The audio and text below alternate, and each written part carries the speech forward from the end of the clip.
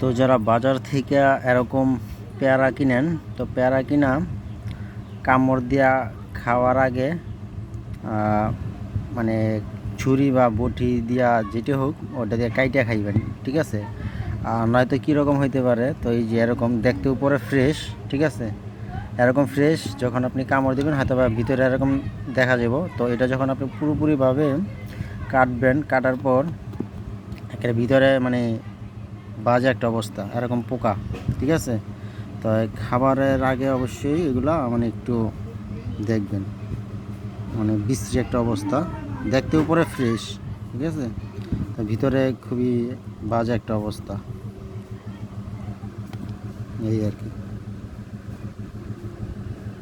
ভিতরে অনেক পোকা আছে, দেখতে পাচ্ছেন পোকা।